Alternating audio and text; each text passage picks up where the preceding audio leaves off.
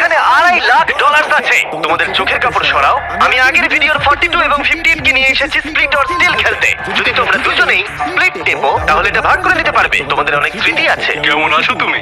$2.5 লাখ জিততে না পারার পর একটা মানুষ যেমন থাকে তেমনই আছি আমি।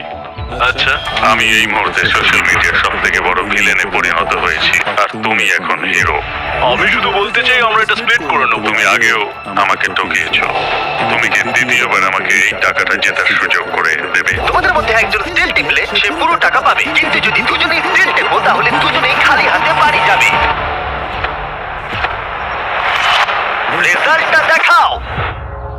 ওয়াও, এটা তো আমি একদমই ভাবিনি। এরাই হিরো।